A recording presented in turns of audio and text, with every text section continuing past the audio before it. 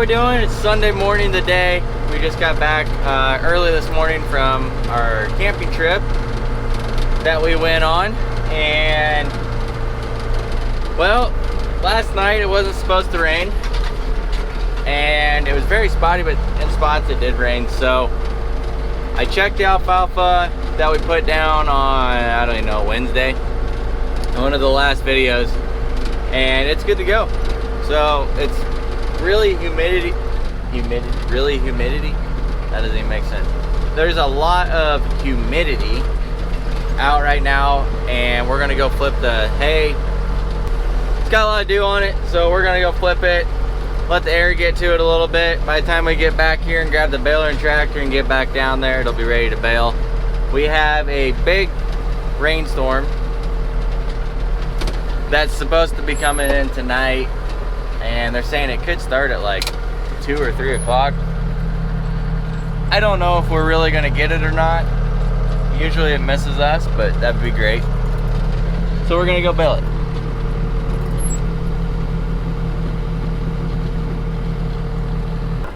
So we're gonna hook onto the rake with the 6410. We're gonna go down and rake it.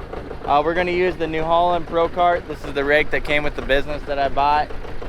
I sold my other M&W high capacity rake that you've seen in the other videos.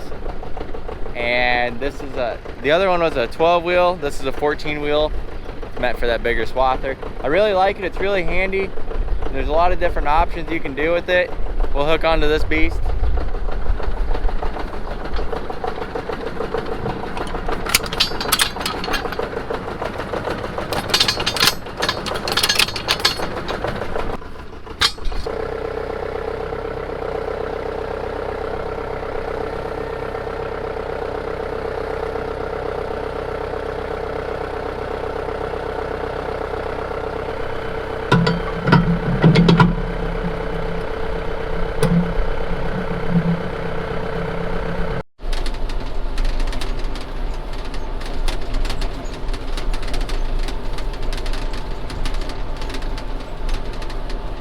Alright, we made it out here to the field. This is one of the 5-acre dryland corners, 4 acres, 5, somewhere like that. So it's not real thick, but it'll make some bales.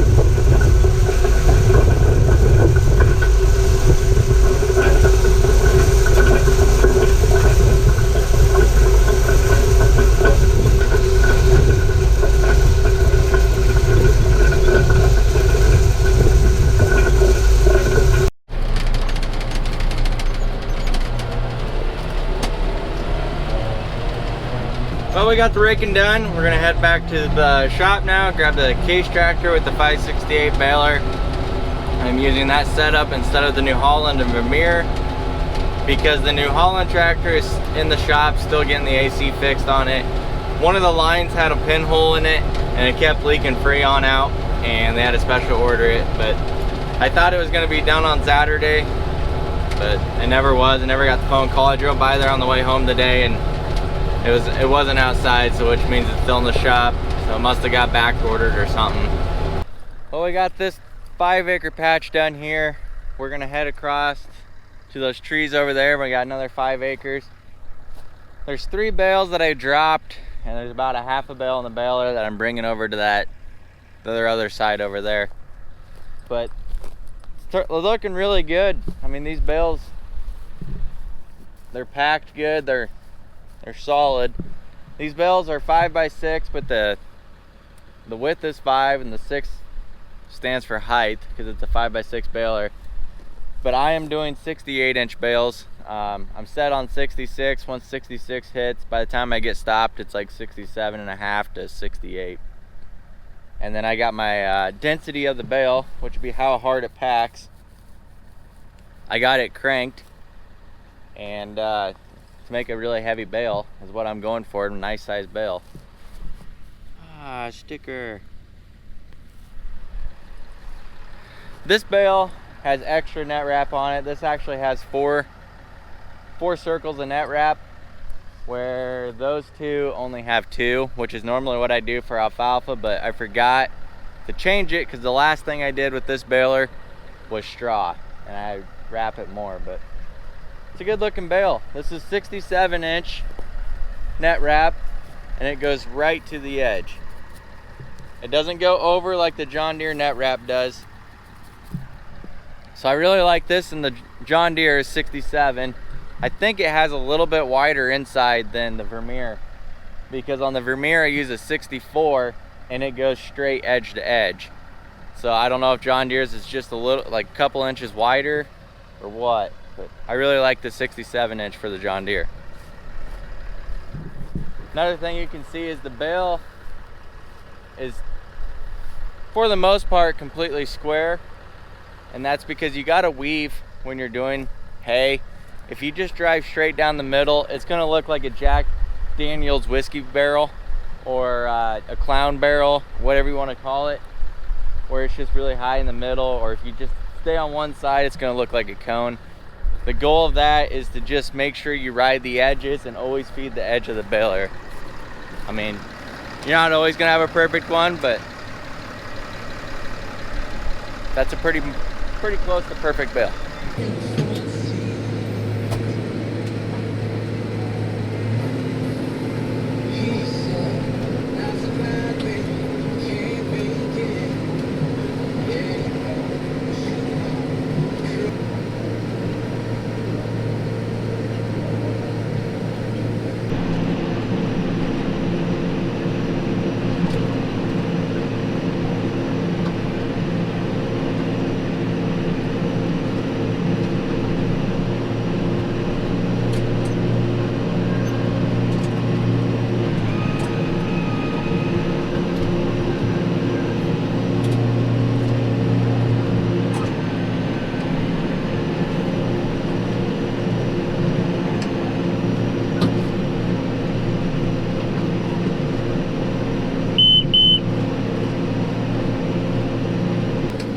after running that Vermeer for a while and then coming back to this 568 John Deere, you know, I really, that's a big bull.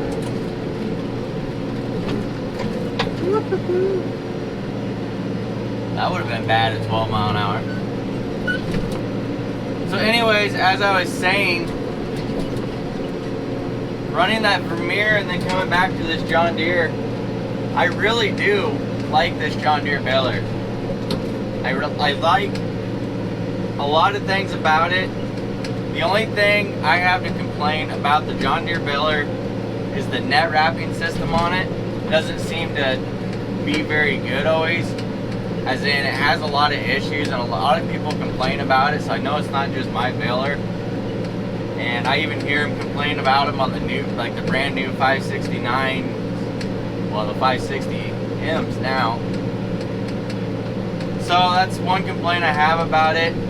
I like the Vermeer better because it seems to handle the bigger crop better. The thing I like about the John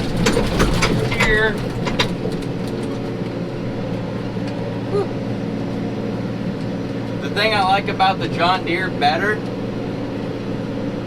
on the pickup head is it augers in from the sides a lot better than the Vermeer does. And I never got a tape measure out, or I never asked any questions. So I don't know if the John Deere one's a bigger pickup head or if it just has better augers in it. But I noticed on the Vermeer, if you get too much debris, not debris, but if you get too much hay to the outside of the baler, it doesn't always want to pull it in, where the John Deere does a really good job of pulling all that in. Just something I learned.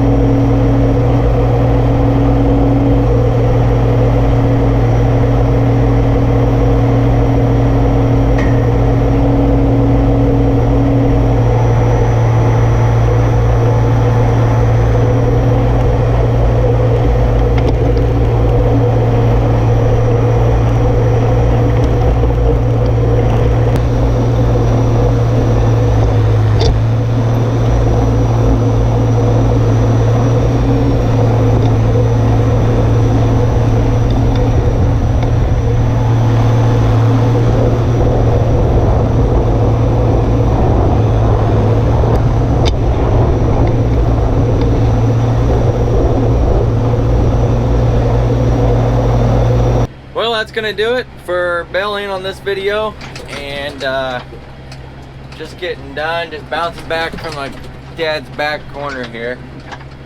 And next time I'm gonna be down there, we're gonna be drilling or disking or something, but it ain't gonna be haying because we're getting rid of it finally. So I will see you guys on the next video. I know next week we kind of got a lot going on, but it all depends on this rain, if we get a whole bunch of rain tonight and tomorrow like they're talking or not. But we got some grass. We probably got,